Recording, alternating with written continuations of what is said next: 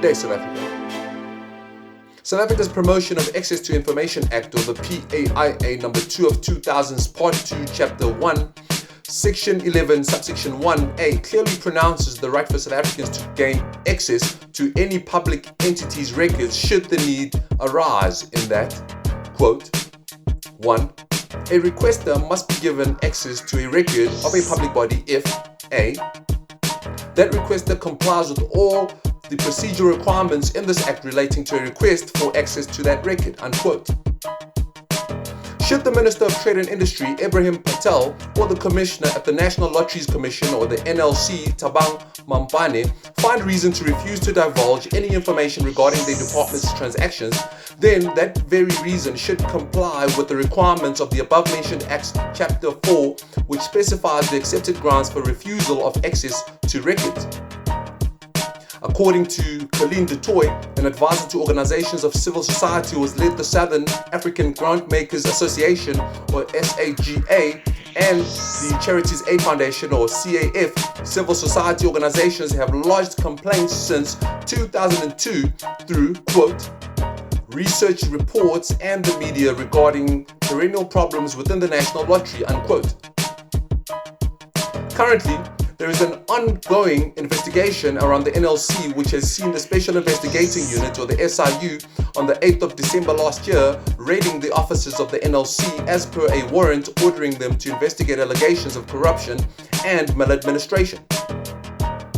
3 months later, Minister Patel was found by the DA to be acting complicit in his refusal to discuss the progress of this raid during a portfolio committee meeting, as the allegations of fraud, corruption and maladministration pertaining to this case are of a serious nature. 14 years ago, the Department of Trade and Industry, or the DTI, was a subject of a similar kind of inaction where it failed to appoint a new lottery operator, resulting in 6 months of payment of grants to civil society organizations being suspended despite acknowledgement that there were excess monies available for distribution. This was a year where the National Lottery engaged in 3.97 billion rands worth of transactions, which contributed to the revenue of which a third had to be given to charity. Prior to the raid in December 2020, the NLC had undergone 2 investigations, which add to the list of open-ended lawsuits against the National Lottery. The first one was commissioned by the NLC board through independent audit firm SKX Protivity in order to probe the alleged abusing of funds intended for good causes, and the second one was instituted by Minister Patel.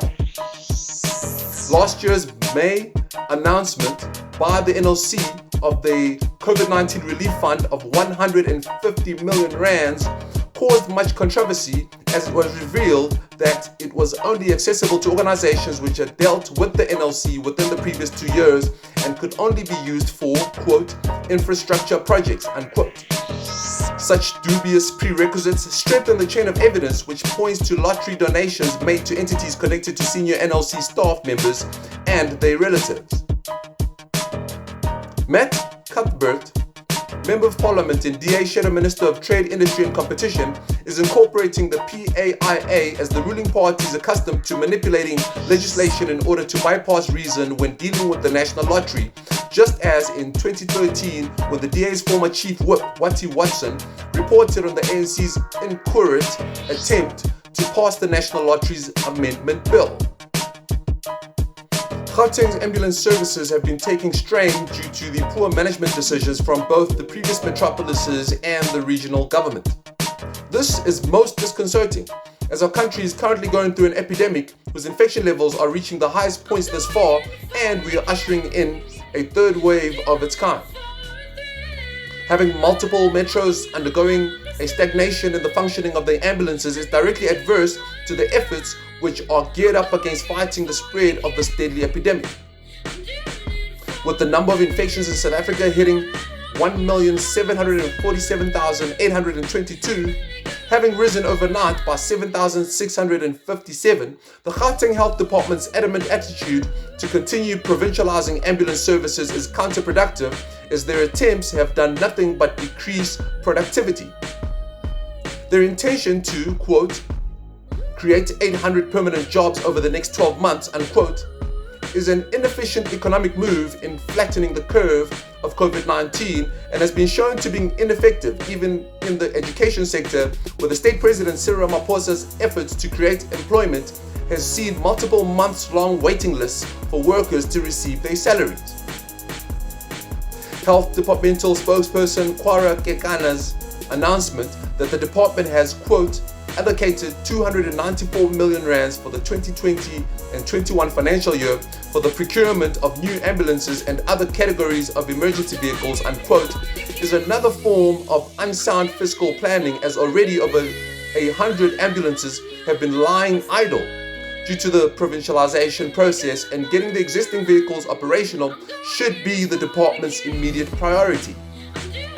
There is a continuous tug-of-war effect that is occurring between the metropolises and the Gauteng government ever since 2009, and we shouldn't blame this on the onset of the COVID-19.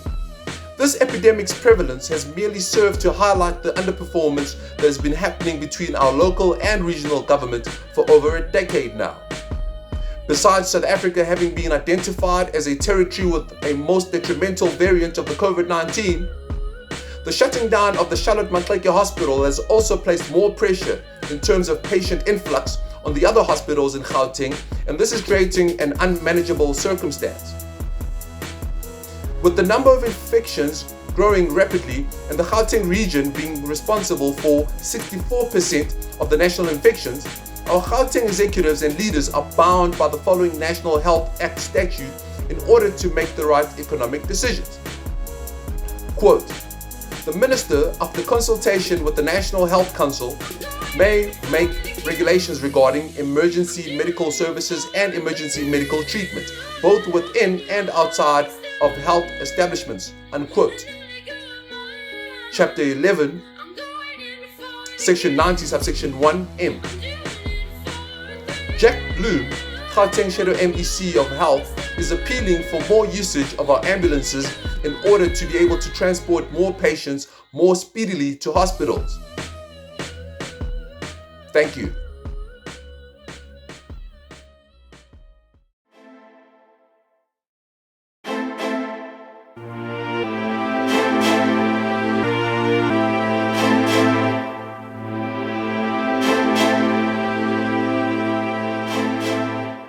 Welcome to Africa, home of